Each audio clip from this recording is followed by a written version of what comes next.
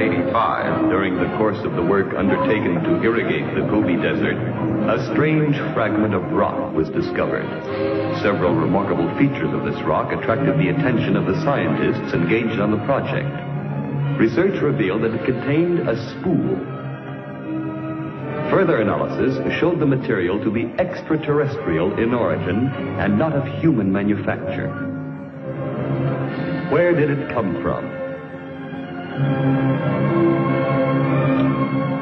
Then somebody remembered that in June 1908 in Siberia, an explosion had occurred equivalent in force to a hydrogen bomb, an explosion visible within a radius of 350 miles.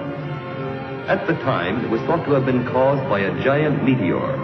77 years later, an international expedition tried to determine the trajectory and the point of impact and to find some debris of what was called the Tonggu meteor. Shortly afterwards, under the auspices of the World Federation for Space Research, scientists meet to celebrate the anniversary of the establishment of the first space station on the moon. Professor Herringway from the United States makes a public statement about the famous meteor.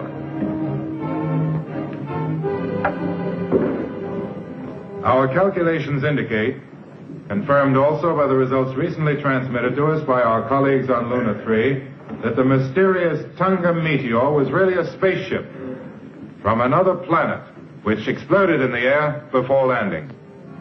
This hypothesis stimulated scientific thought throughout the world. Reporters of every nation are waiting to hear what the nuclear physicist Professor Orloff has to say.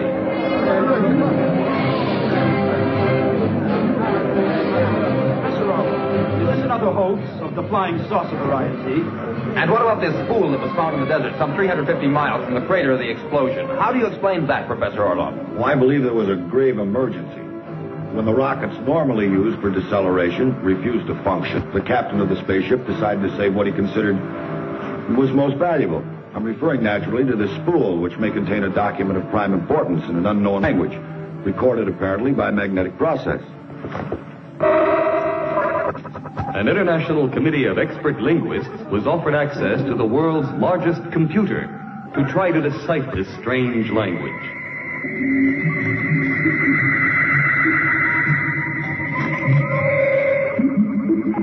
This is Dr. Chen Yu. Not only is he one of the world's leading authorities on languages, but also his biological work is of immense importance. Humanity is in debt to him for the technique of transforming inorganic substances into foodstuffs. He directs the committee with world-famous mathematician Professor Sikarna, whose work rivals even that of Einstein. In the astrophysical domain, we've made rapid progress. And although we haven't deciphered the mysterious message, we have determined the ship's launching base. At the moment, there can be no doubt. This spaceship was launched within our solar system. I can even say that it was definitely launched from within the path of our planet. Now, since there can be no life on Mercury, there is only one other planet that it could have come from. I am referring to the Earth's sister planet, Venus, the morning star.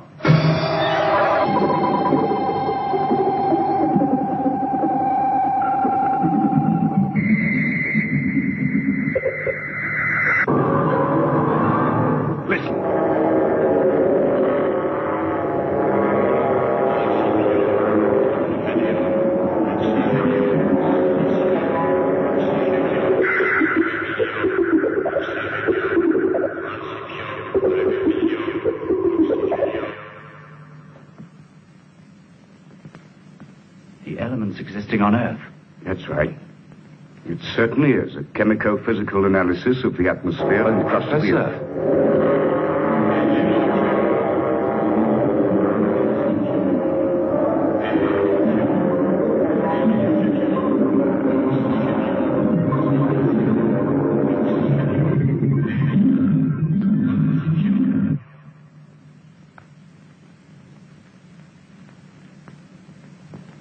What we have just heard are the first words of the inhabitants of another planet, a cosmic document. Yes.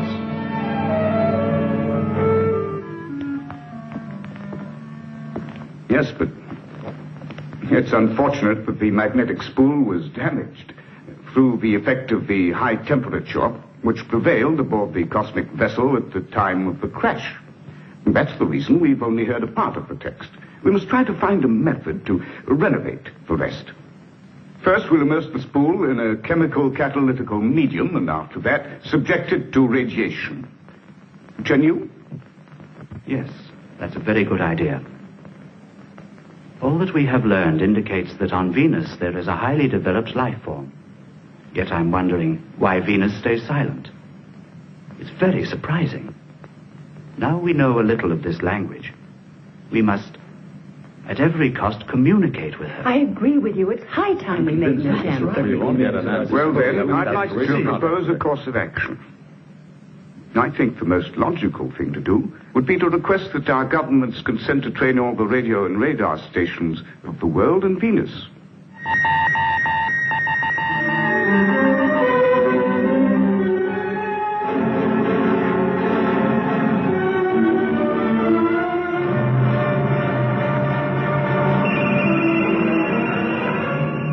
Polar station calling Moon Space Station. Attention, please.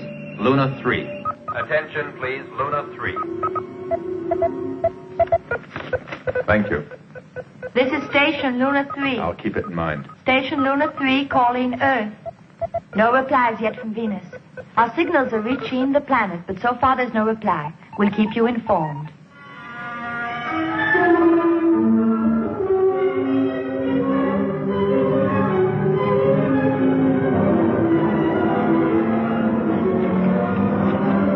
Good morning, my friends. May I please have an interview, Professor? This afternoon, I have news of the utmost importance to announce. As you probably know already, our most modern spaceship, the Cosmostrator, is now completed and ready to set forth on our exploration of space. The World Federation for Space Research has decided to change the destination of the Cosmostrator. Instead of sending her to Mars, she will be directed toward the planet Venus. Oh, that's great news, isn't it? Have you any idea as to the date of the takeoff? One more question, if you don't mind, Professor. Do you think there's anybody living on Venus? Did you manage to make contact with Venus? No, my friends, Venus is silent, but we'll soon discover why. And who's going with you? Well, let me present some of the other scientists who'll take part in this expedition. They are all first-class specialists, chosen from among the most qualified in their particular fields. They, with others who are coming, will form the crew of Cosmostrator 1.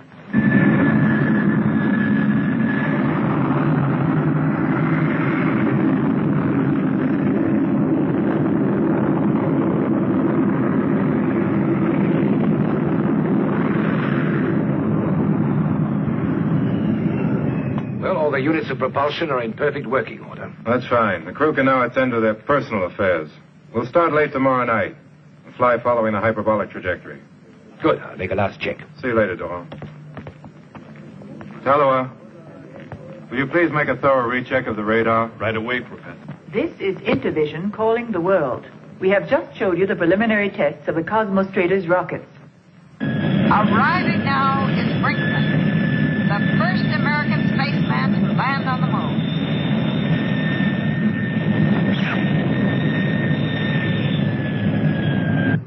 Ladies and gentlemen, I have an important announcement to make. Intervision is going to present you minute by minute the historic launching of the Cosmostrator. We know very well how much you'd like to be here with us. Unfortunately, that's impossible. The only ones admitted are those directly concerned with the countdown and final blastoff of the rocket. So I will try to describe in detail everything that's taking place. Intervision will bring to you the wonderful story of this great event. But here come the first members of the crew.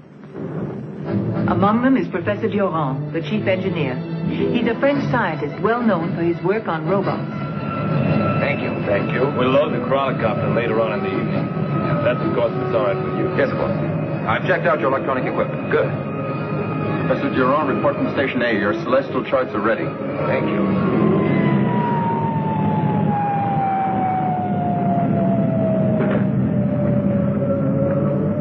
Hello, Durand. Oh, Durand. I'm glad to see you again. So am I. Still working as hard? How about showing me your latest creation in robots? I hear it's a masterpiece. Around here, we have nothing but masterpieces. Omega. Come here, Omega.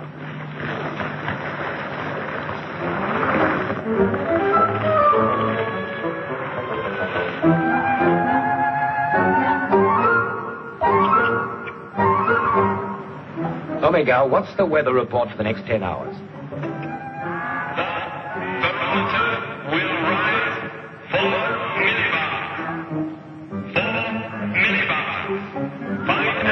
Why, that's fantastic. Your latest invention? Oh, nothing special. Just a small gadget. You're a lot too modest, Jerome. What else does it do? He reacts to stimuli in his environment and evaluates them with his electronic brain. I recently managed to give Omega an elementary memory. Wonderful. Perhaps he might consent to play chess with me. Why, of course. Hello, Why shouldn't he? Oh, Hemingway. Specially picked crew of the Cosmostrator have reached Urania. 8 of them, scientists, mathematicians, and astrophysicists. 7 men and a woman. She's the physician of the expedition and has already spent 2 years on Luna 3. Sumiko. Brinkman. Have I changed that much? I don't know. I've got it. Your hair used to hang down to your waist. Mr. Brinkman. Yes? You forgot this. Oh, thank you. Robert Brinkman, the man who's always forgetting something. I have a reputation for that. You're right. But there are things I'll never forget. No, Brinkman. On a voyage of this kind, there'll be no room for excess baggage. Dr. Sumiko Omigura. 30 hours left. 30 hours and the Cosmostrator will blast off into the unknown. Now we will leave the air. In the next few hours, the crew of 8 picked for the Cosmostrator will be unable to communicate with the world. They are going into a state of artificially induced sleep till the time comes for them to take off. This is to make sure that they will be in good physical condition for the effort to come. This is Intervision. Good afternoon.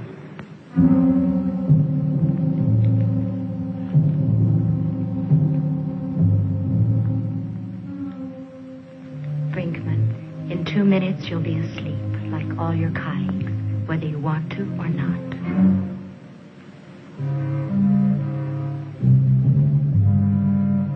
You'll be able to see and hear your heart.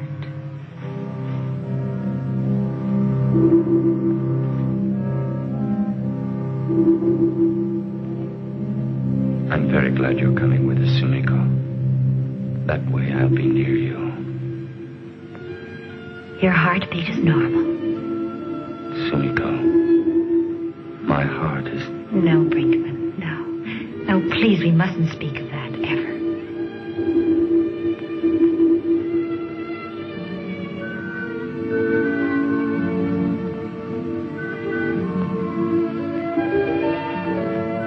Good night, Robert. It's time for you to sleep too, Dr. Sumiko. Yes, you're right.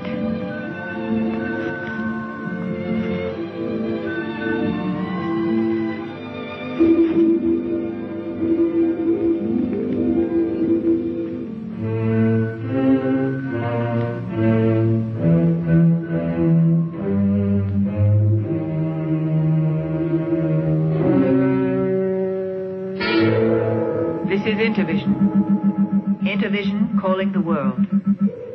It won't be long now until the blast-off. Tension is mounting among the scientists and technicians on the base as 0 hour approaches. Everything is ready. All we're waiting for is the crew. And here they are. Passengers of the crew are finished. They are now boarding the vehicles, which will take them to the Cosmostrator.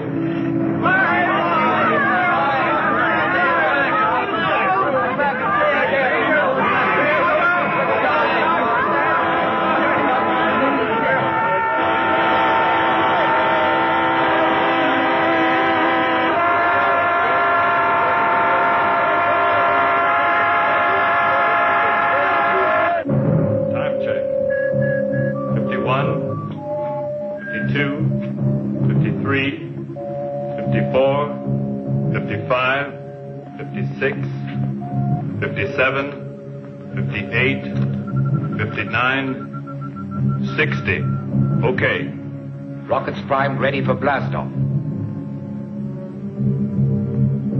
Breathe calmly. Relax. Don't tense up. Ignition system ready. 10 seconds. 9, 8, 7, 6, 5, 4. Stand by.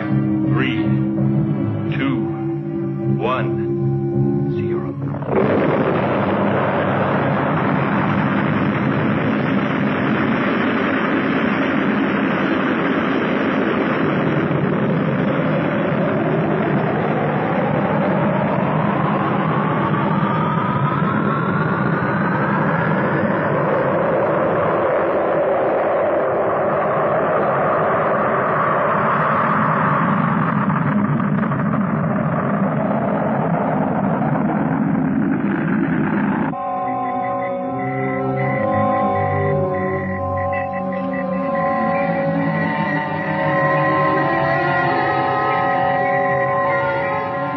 Luna 3 calling Urania, have Cosmos data on our radar screens. Appearance normal.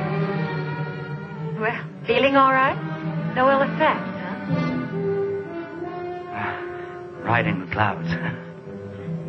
At over second cosmic velocity, we've left them way behind us. I'm going to loosen this belt. It's uncomfortable. Hey, be careful. Don't forget there's no gravity. We're in free fall now.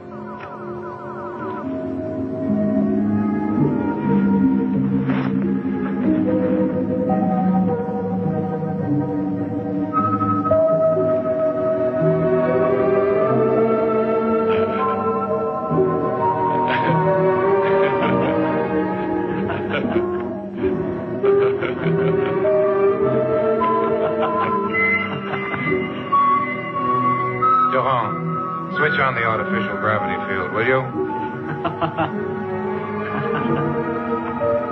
Hold off. Careful. I'm pushing the button.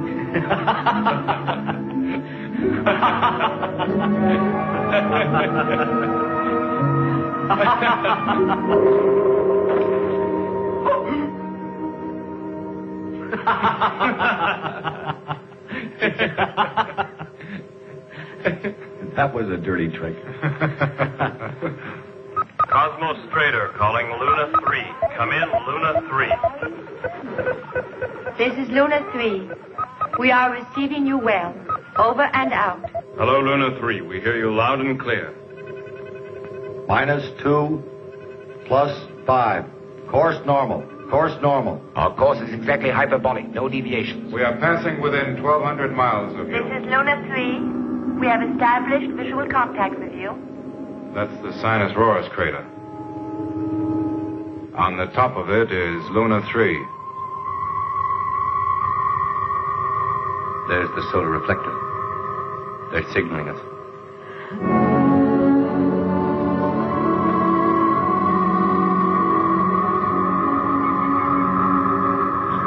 That's where her husband fell.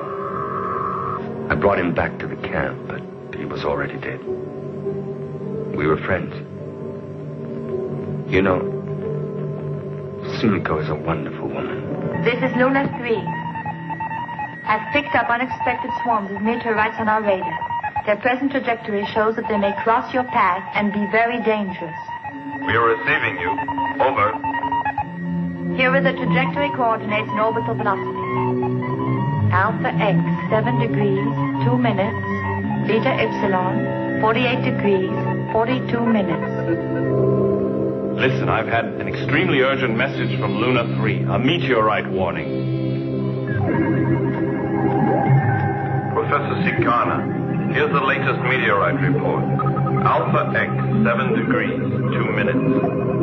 Beta Epsilon, 48 degrees, 42 minutes.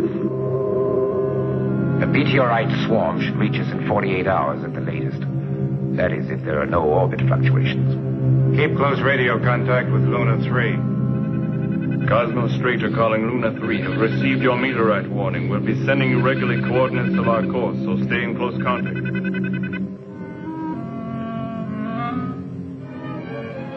This is the beginning of my personal logbook. There's no one in the nerve center of the Cosmos Trader. The computer is keeping us on our course.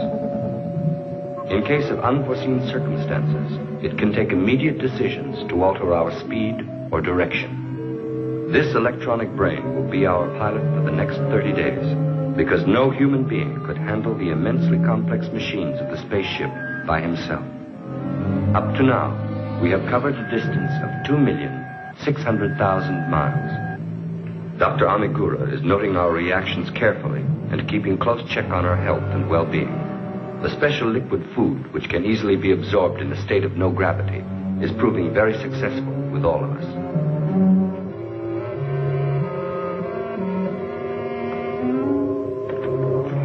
Our chief engineer spends most of his time in his machine shop, testing his automats over and over again.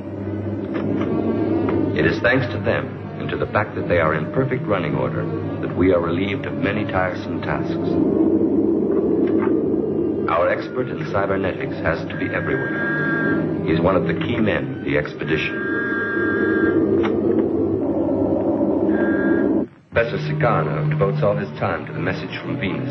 He and Chen Yu are trying to decipher the damaged spool, which means they spend long hours at the barracks. The electronic brain is working night and day, but no one can be sure what the result will be.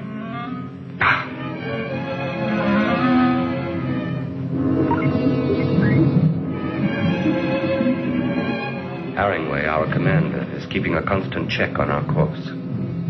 Your computer was active last night. It switched the rockets on for nearly 17 seconds. Perhaps to avoid the meteor swarm. We won't be running into it till tomorrow. It looks like your automats don't have the same idea that you do. Professor Orloff is an enthusiastic chess player. He has beaten all of us, but I think he's found his master in Omega. King G8.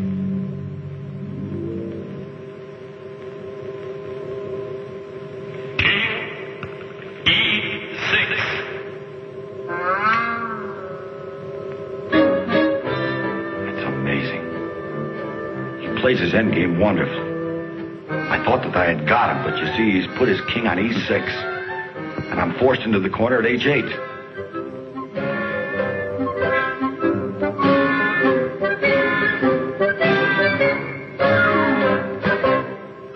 King E7. Check. Make next move.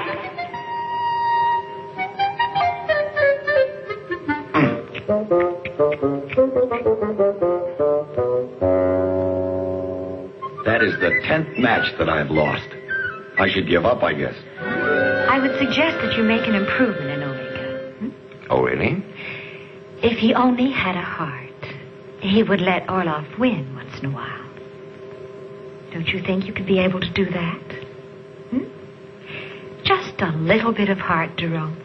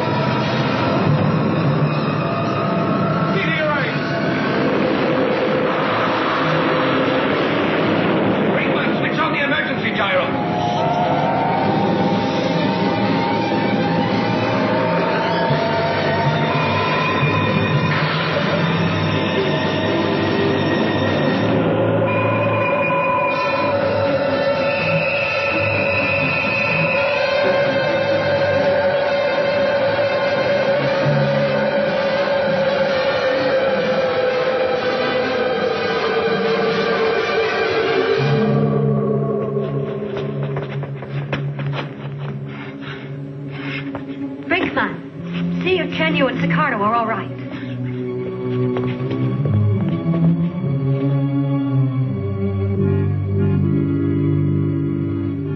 How could this happen? I thought that the Cosmostrator was able to avoid meteor swarms automatically. Well, she didn't react quickly enough. She was regulated to a shower of undermass 8. That was why we had to switch on the emergency gyros.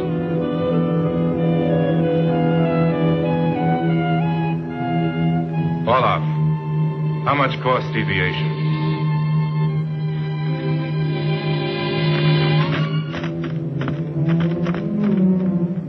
degrees, 17 minutes. Our speed? Constant, 8.2 miles a second. I estimate the principal swarm will be on us soon. If we continue at maximum speed, it'll mean disaster. Cut the motors. We're going to decelerate.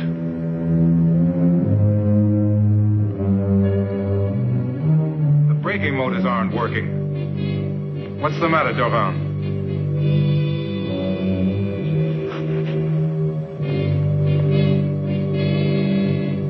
A meteor fragment has damaged the deceleration unit.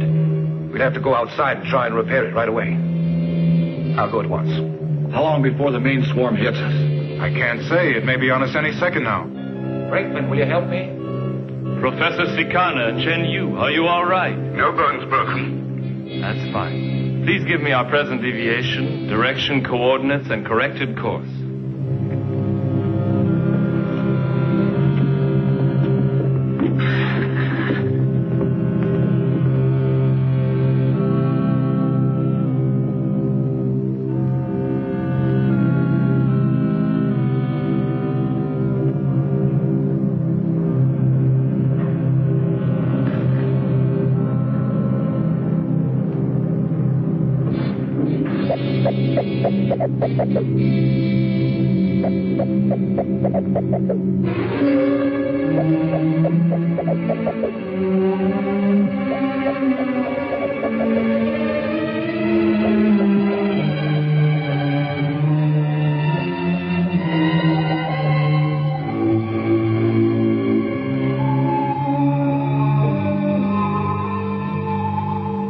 Watch out. Everybody fasten your belts.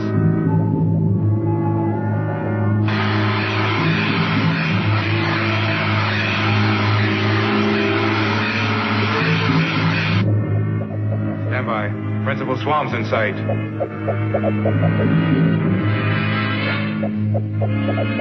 Is it safe to start the motors yet? Repairs completed. You're on back.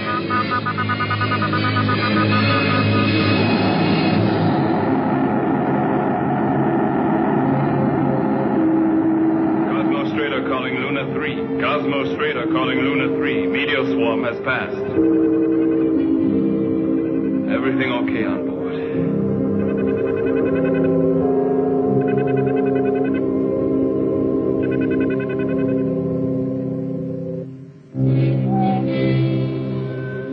Weeks have gone by since we left the Earth. We should reach Venus in about 10 days. In spite of our enormous speed, the stars seem to hang motionless. Due to all types of disturbances caused by the planet, radio contact with Earth is no longer possible. Nothing. Too much interference. I can't hear a thing. Keep trying. Alpha X, 32 degrees, 8 minutes. Beta Y, 7 degrees.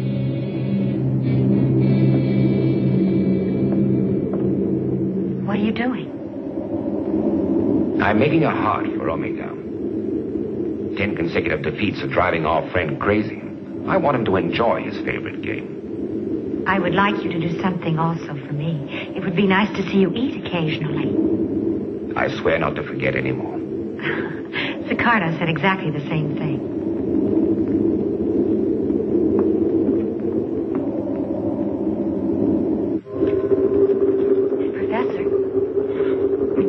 What do you want? Please, not now. Your health is my responsibility, and you haven't eaten for days. I haven't a second to spare.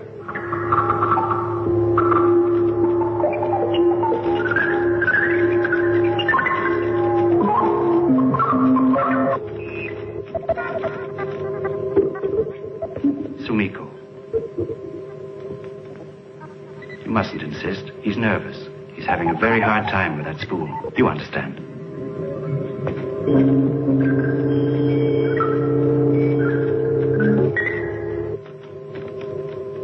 Night E6.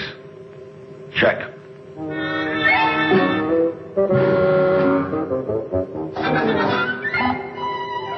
He doesn't like that.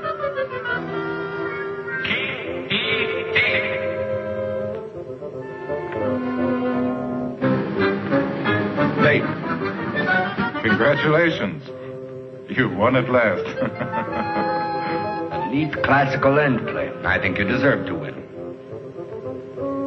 He plays a good game. He's not very easy to beat.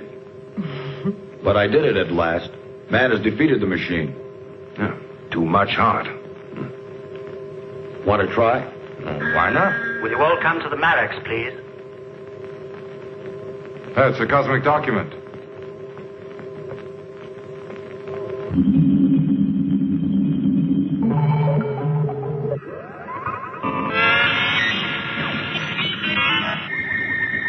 We have finally deciphered the last part of the spool. It gives complete meaning to the cosmic document.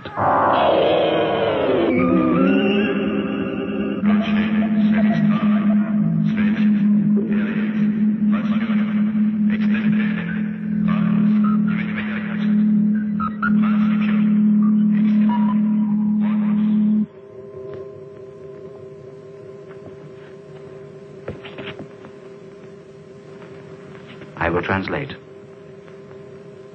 We will initially subject the planet to a very intense bombardment of radiation. The conquest and occupation of the Earth will then present no difficulty. When the ionization intensity has fallen by 1/2, the final extermination phase can start. This can only mean an attack against our planet. An invasion by the inhabitants of Venus. The cosmic document was not intended for us to read. It's a cold-blooded blueprint of destruction. We must inform the Earth. I'll try and make contact. Wait, Tom. No, let him try. Will it do the Earth any good to know what we know? The Earth is in danger. We must warn them. No. Our planet was in peril before they discovered the spool, and nothing happened. That's no argument, as we haven't any idea how the Venusians calculate time. If the Earth knew of the terrible danger threatening her, unrest and even hysteria would spread like wildfire. From pole to pole, the whole world would be in a panic. No, Olaf. I'm convinced you're wrong. For years and years, the whole of the human race faced the danger of an atomic war. Yes. And they survived. Not through ignorance, but through knowledge. Because they knew what the danger was. No. There won't be a panic. Chen Yu, don't you agree with me? I'm sure that if we meet the inhabitants of Venus, we'll be able to convince them that it would be folly to start that war. Tallowa, try to contact the Earth. I can't get through. Too much disturbance from Venus. Our signals are distorted. The Earth won't hear us.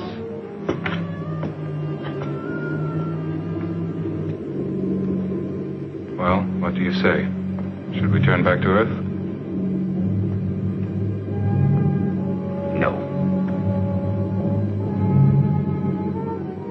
Nonsense. Return? No. Never.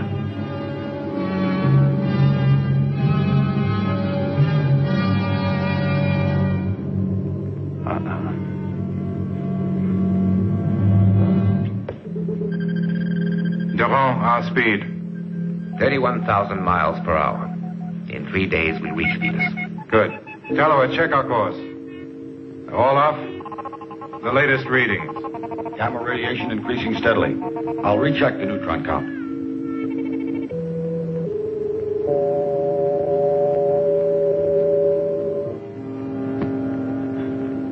5,000 miles. After only 31 days of flight, we have nearly reached our destination. All our efforts to communicate with the Earth via Luna 3 have been unsuccessful. We have started to decelerate by means of our rocket motors.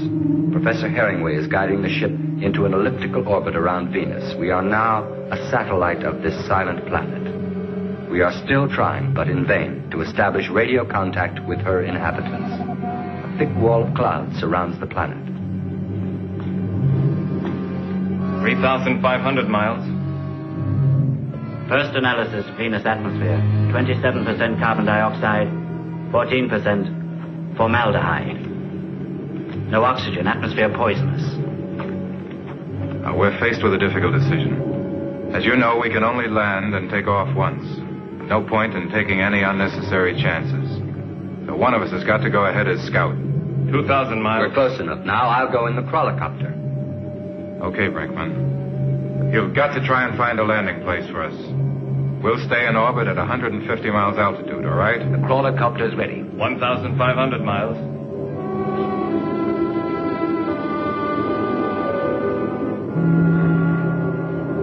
Well? Now let's don't be formal. Action stations. Action stations, everyone.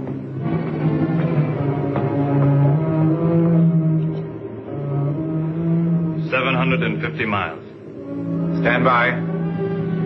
We are now entering the atmosphere of Venus. Attention.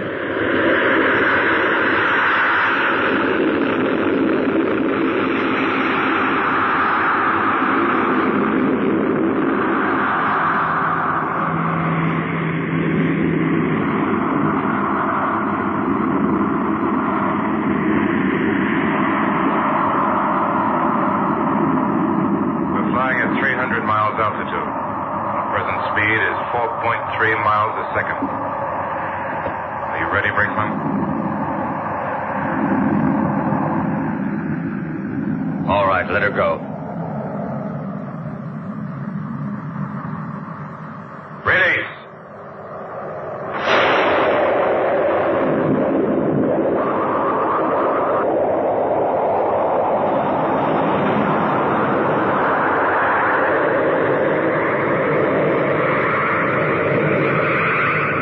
Brinkman? Hello? Hello, Brinkman. Hello? What's the matter with his receiver? I'm not getting you. There's something wrong with your receiver. Can you hear me now? I can't understand you. Something's wrong with your transmitter. Hello. What's the matter with our transmitter? Heavy electrical disturbance. We're completely blocked out. Hello. Brinkman. What is it, Brinkman? Herringway, can you hear me? I'm now at 1,500 feet. Visibility nil. Radar indicates that the surface is extremely mountainous. I can't see anything. I'm completely surrounded by thick clouds. Wait a minute. Yes, I can see land, boys. I can see land.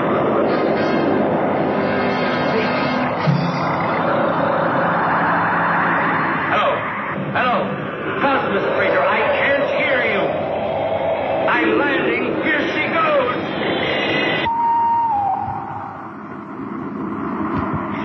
Brinkman is not receiving us. I can't make contact.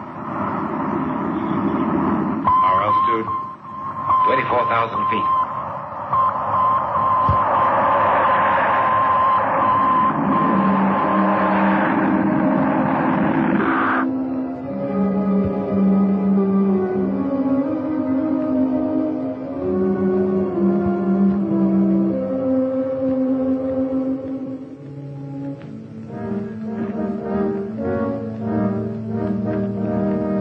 Omega, you take the lead. Go on.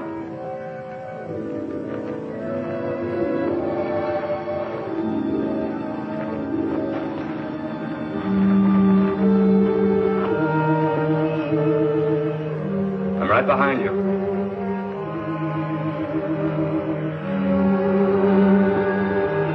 I don't understand.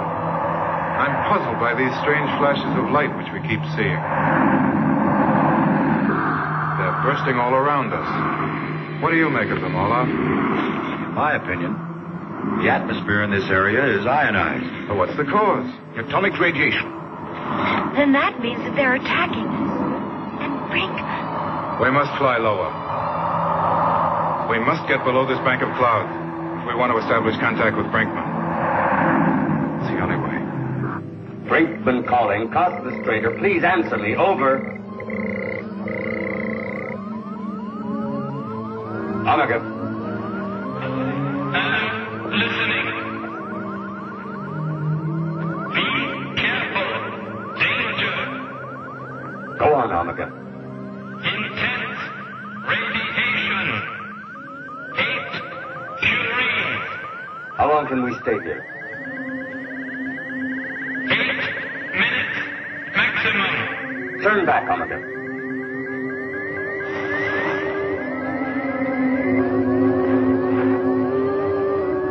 Cosmos Freighter. Cosmos Freighter. I don't hear you. Hello? Hello? You hear me? This blasted radioactive forest won't let radio waves through. Go on, Oliver. Go on. Keep going. Keep on.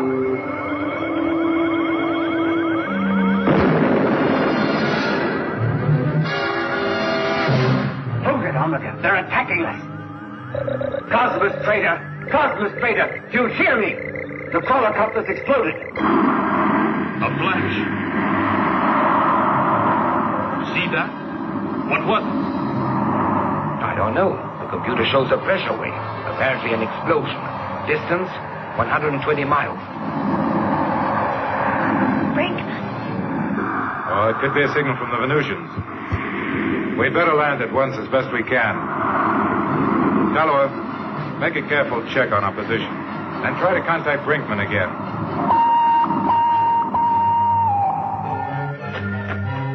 Omega! Back here! Quickly!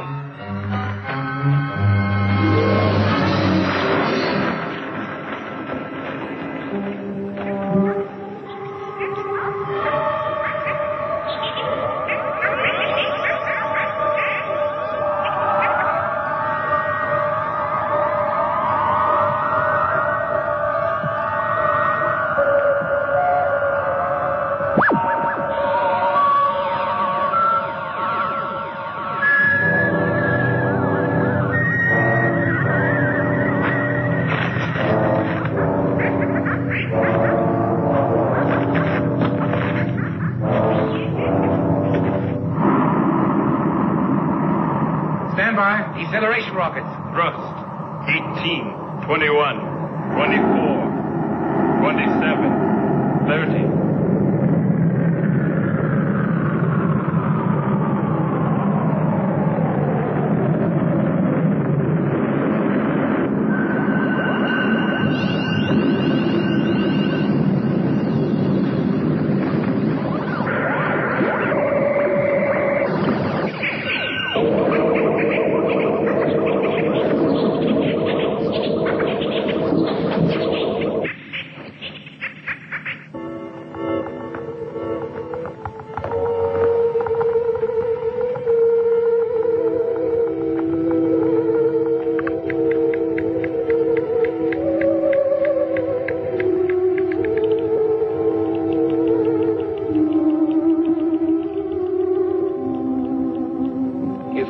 Exploded.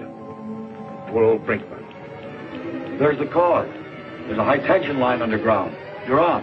Get the crawlers out of the way, or the next time the voltage mounts, exactly the same thing will do us.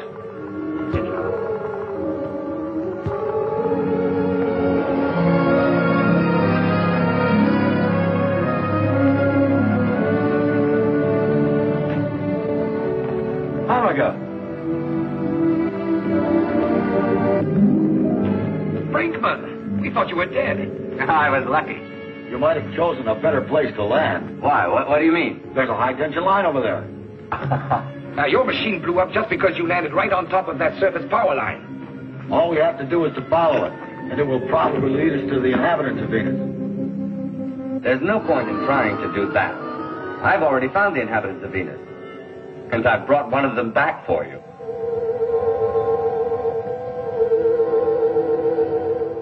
What is it? I wonder if it is a form of life. I'll investigate at once. All right, Chen Yu. And while he's doing that, let's go and try to follow that line. Okay.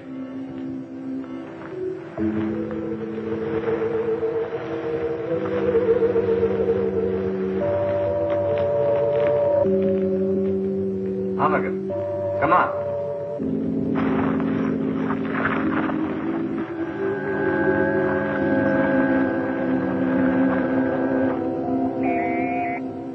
Crawler, please come in. Crawler, please come in. We're following the power line. Something very strange here. A white sphere that looks like an immense golf ball.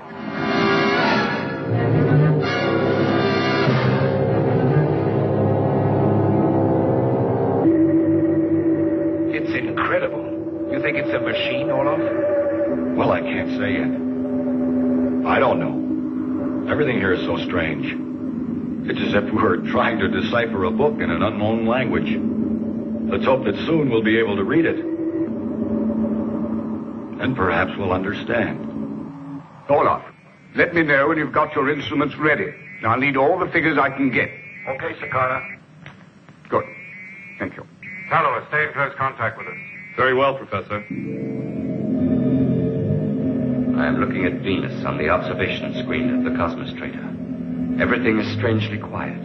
Is this the calm before the storm? Why don't the Venusians answer? Or are these metallic insects really the masters of this planet? Chen Yu is working day and night to solve the mystery of these strange creatures.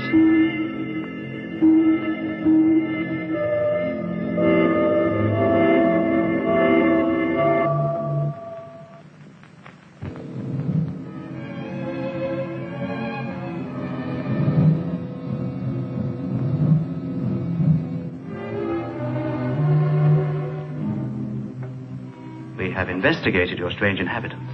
They're completely harmless. They're not a form of life. When I think how scared I was in that hole. Your discovery is more significant than you think. I put one of the microcrystals in the Marex. Listen.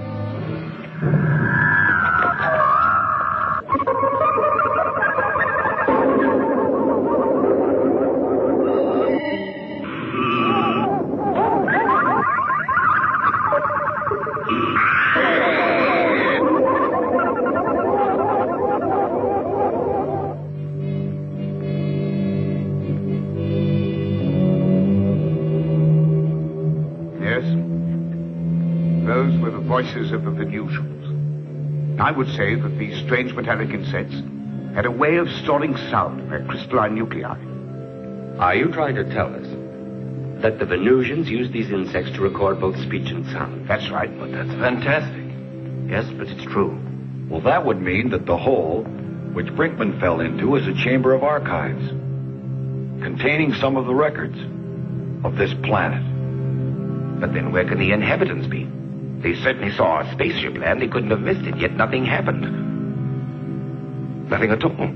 And my machine blowing up. You call that nothing? I need more figures, more data, and especially more of those metallic insects.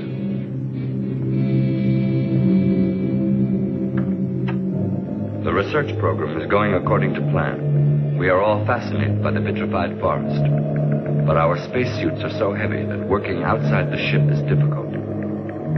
The investigation of the power lines leading to the white sphere and measurement of tension changes is done by oscillograph. The storms which whip across Venus only make the work harder.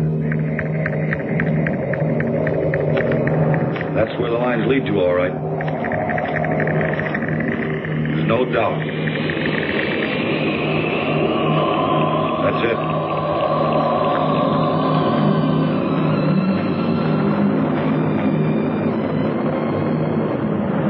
Chen Yu was collecting samples of the sand carried by the storm.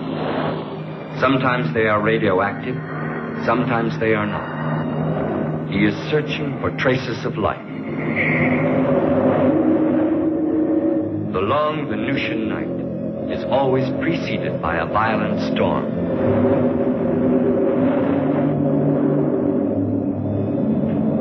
Then the outside work must stop, and we spend our time studying what we have found so far.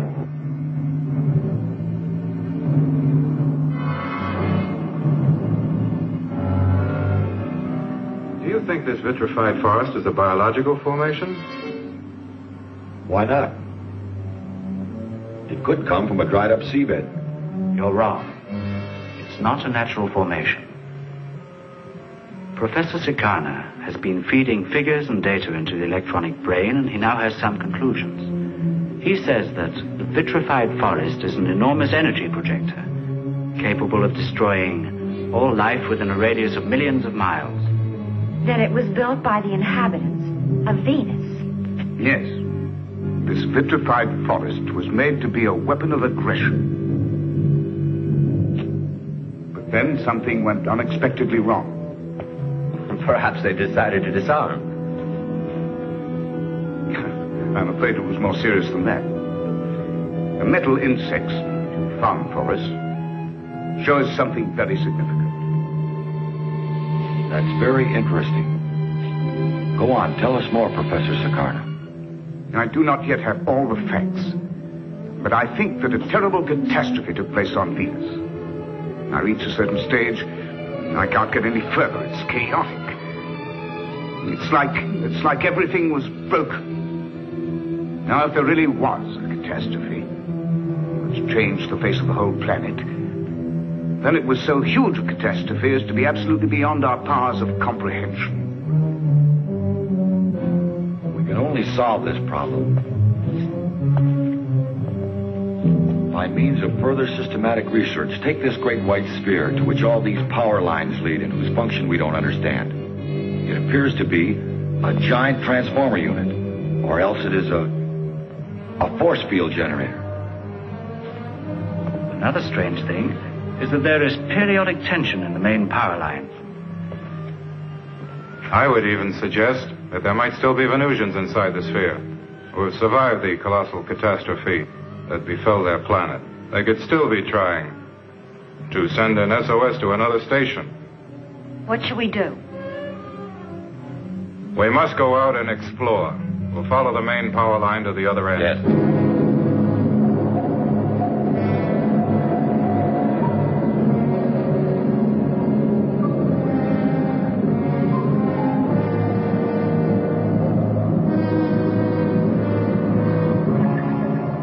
Calling the Cosmostrator. We have been driving for nearly 7 hours now. We are following the energy line, and so far we haven't found a trace of life.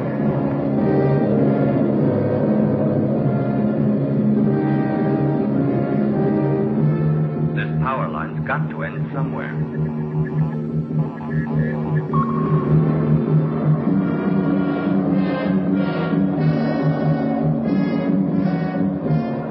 Herringway, shall we keep going? Yes.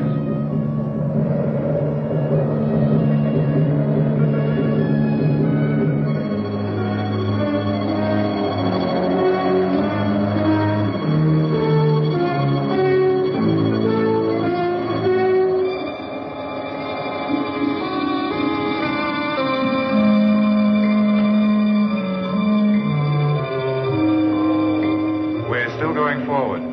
Keep on following us and watch out. What's that? I don't know. They're not natural forms. They must have been buildings of some sort.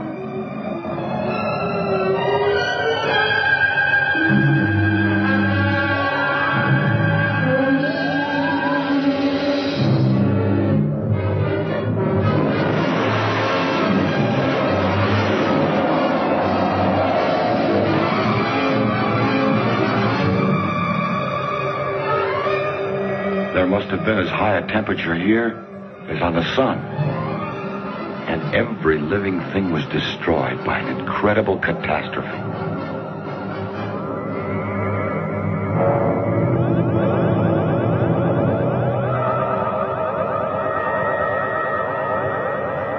What are you thinking, Simiko? Of the damage.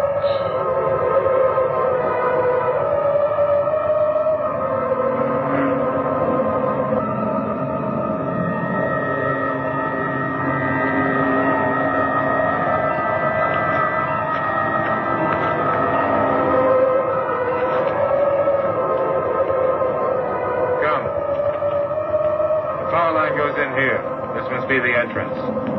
Let's follow it. I agree with you. Come on, Miguel. We're going in.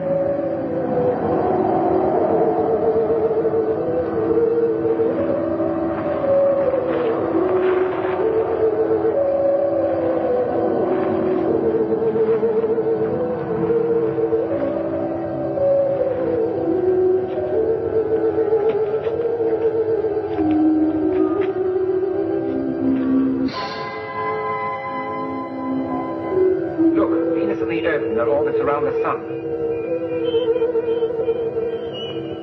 Perhaps it's a model for instructing space pilots. No, it probably has a deeper significance.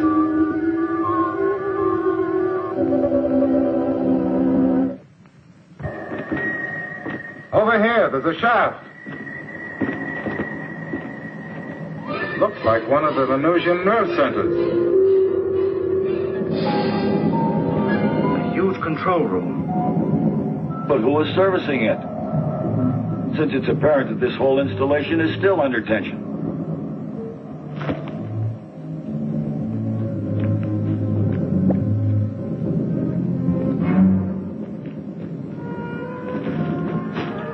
Omega.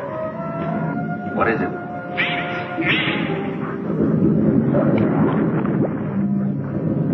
Strange, what can it be? Might be the missing power source.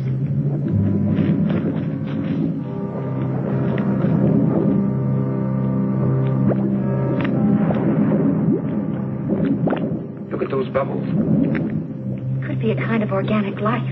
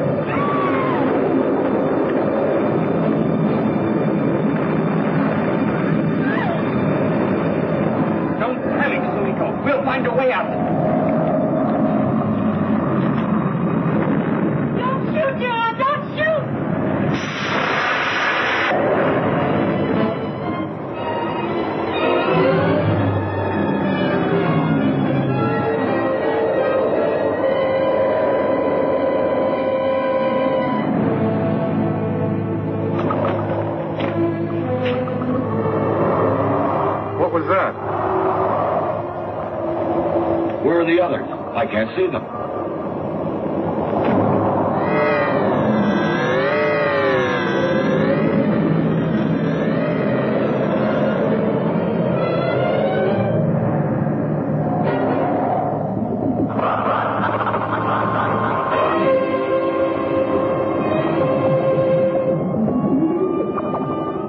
I see what Durand meant now. It's a model they used to work out their plans of attack on the Earth. Remember the cosmic document?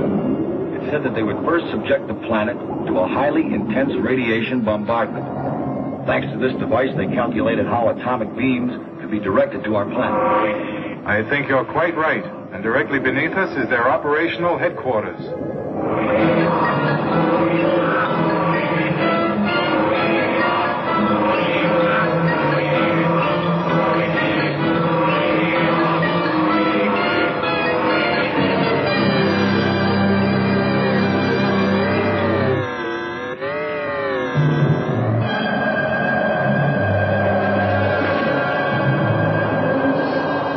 Professor Cinenet. The glass forest is radiating energy. Come quickly.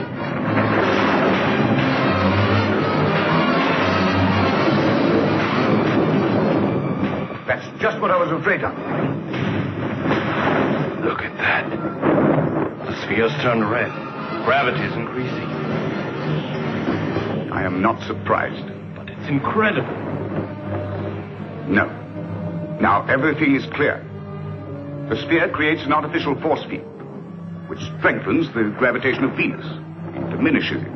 At this very moment, the power is augmenting. And when the energy is inverted, the field will reverse itself. We'll be hurled into space again. Don't worry, Professor. There's still time. Call Herringway, quickly. Hello, Herringway. Come in, please.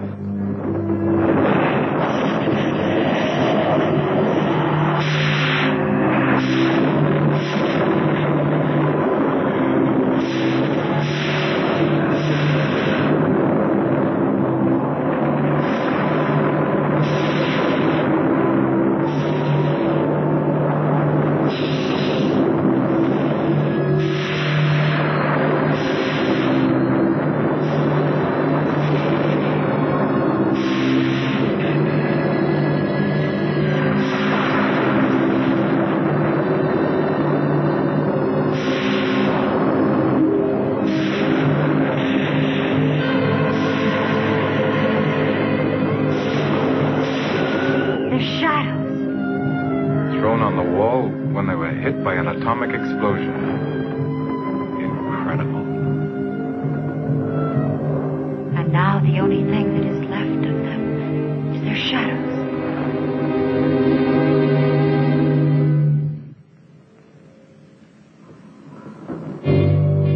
The Marax is picking up commands from the underground nerve center. Look at the key it's using to decode them. Quiet. It's incredible, Cinenet. E=mc². That's Albert Einstein's old formula. Yes, but their integration factor is a curve closed upon itself.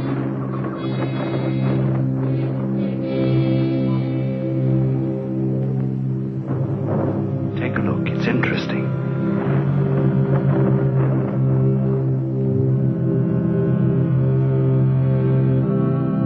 But that's wonderful. Those are seeds.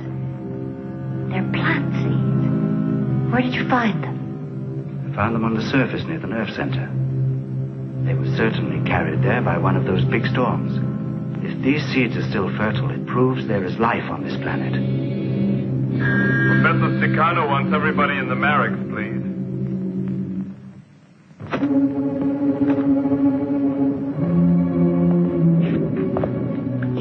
Our researches on the metal insects found in the cave have told us a little of this planet's history. As to the message we heard, there's no doubt about it. The inhabitants of Venus were contemplating launching an atomic attack on our planet. But the attack wasn't carried out. In accident they didn't expect to upset their plan. Their atomic weapons got out of their control, a chain reaction was unleashed, and they all perished. Only their shadows remained. And their energy projectors, although partially destroyed, are capable of working again if their energy reactions are set in motion by some accident or even by one of us. Why, what do you mean? That we've started the reaction? When that rock fell into the black mud, what happened? The rock was thrown out as if the slime was a living thing. Then something terrible happened. The slime began to grow rapidly. First, it dilated. Now tell us, what happened next? The black slime started to move. Yes. It began to follow us. We were cornered. What did you do? I used the neutron ray gun and I shot into it. You should never have done that. You started an atomic reaction. There was nothing else to do. We had no other way of getting out. Yes. You started a chain reaction over the whole atomic installation. Now we're really in a nice mess. What can we do? What time was it? 17 hours 10. I remember. Yes. Yes. It was at that moment that the sphere turned red. It It looks as if mass changed into energy by a process rather like that of the atom bomb. The people of this planet knew how to reverse the process. They changed mass into energy, but also they could change energy back into mass. Fantastic. The inhabitants of Venus are, or rather were, far in advance of us in the applications of physics. That's one thing we have to acknowledge.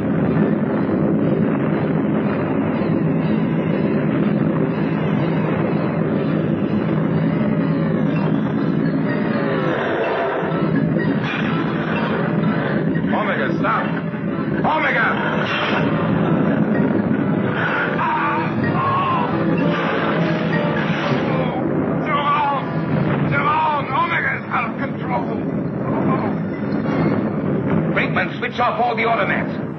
Tower, come and help me. The glass bar. The glass bar is off. The sphere is turning red. Hold off. The radiation from the glass forest has upset Omega's electronic brain. The barracks computer's gone out of action as well. Look!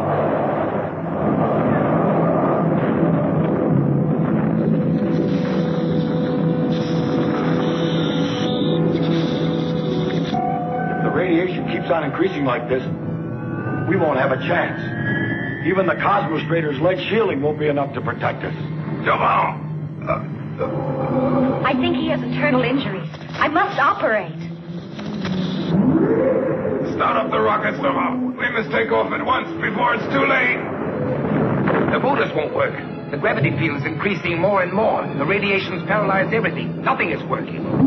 The whole Cosmostrator is nothing but an inert lump of metal.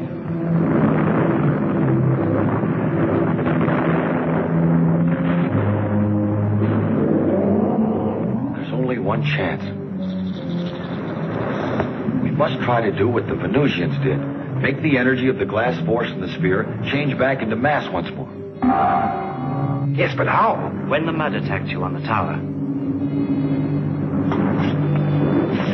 and you decided to use the ray gun which changed the mass into energy, I think I saw something was happening in the Venusian nerve center. I think I know how to start the reverse process. Can I use the rocket plane? You're forgetting the gravity field. It won't fly. But the chlorocopter will work. You mustn't go alone. I'll come with you.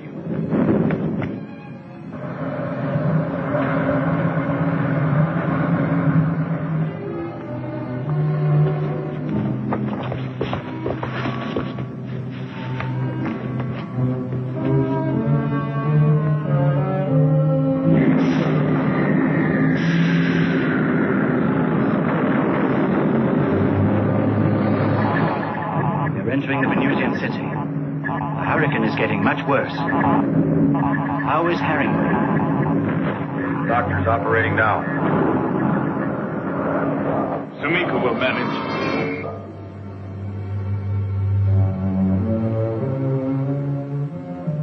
Suave.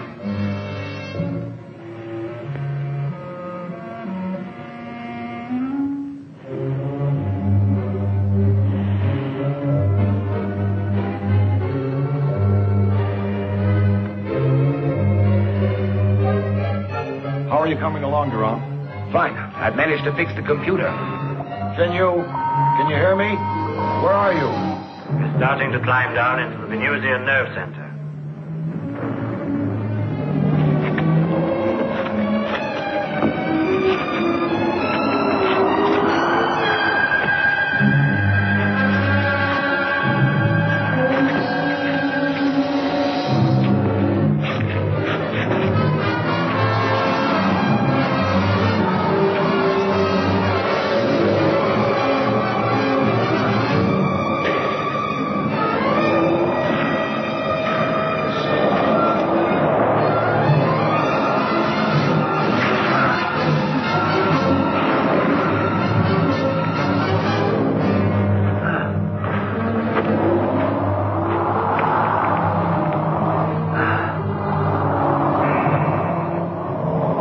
Spacesuit.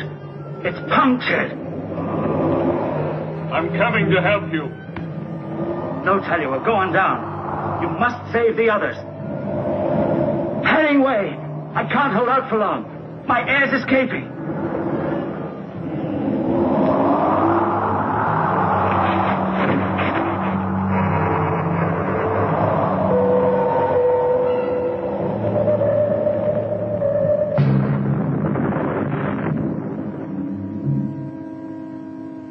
The sphere is white again. Look, Cicada.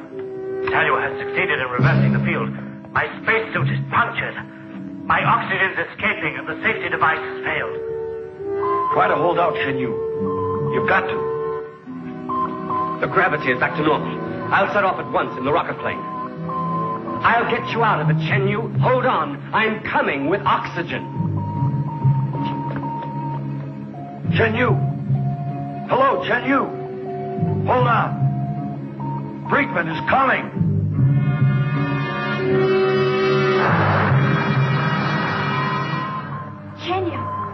Chen Yu, I must talk to him.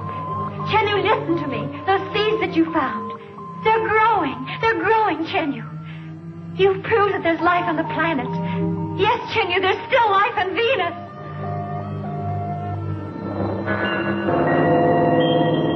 Sumiko, there's life.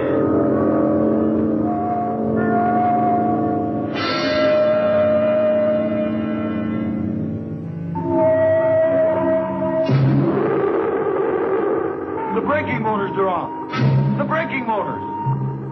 Talua, Shen Yu, Brinkman. Come back at once.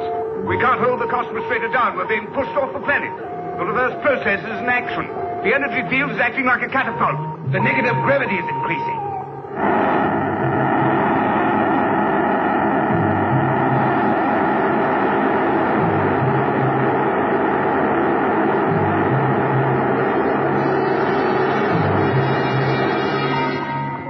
Brinkman, can you hear me?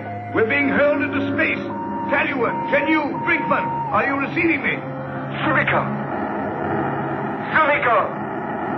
Oh, my Lord, we must try and go back. Please, please. Cosmostrator, where are you? Are you receiving me? I can't get back. I'm being held off the planet.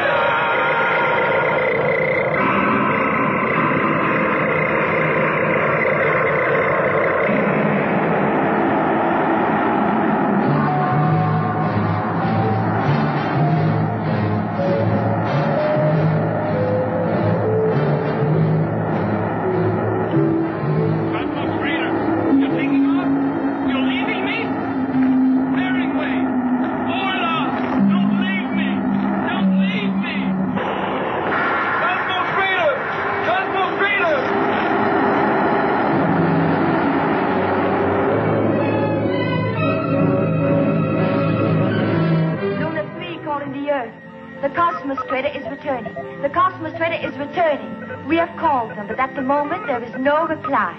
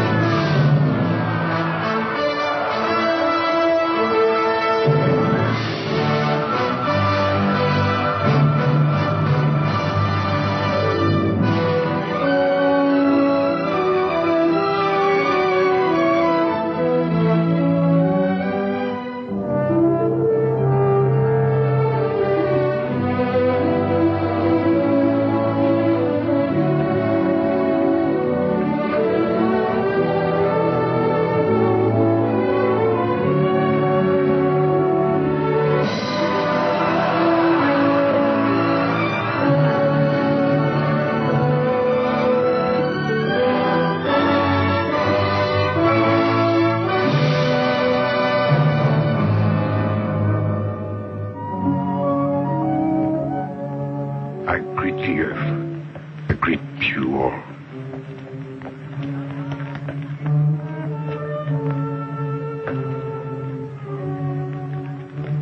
We have learned much, but we have sacrificed a lot.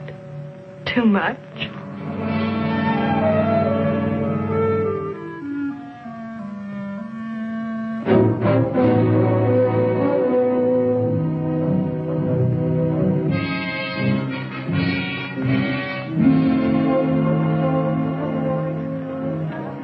Let us honor the memory of three great men. Talua saved the expedition from disaster. Chen Yu discovered life on Venus. And Brinkman was the first human ever to set foot on the planet. May they never be forgotten.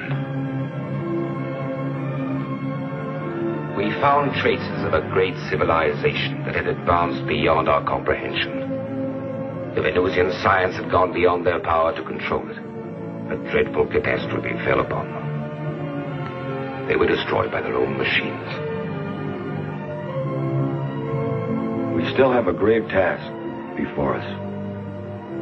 We must use our inner planets. We'll fly further and further.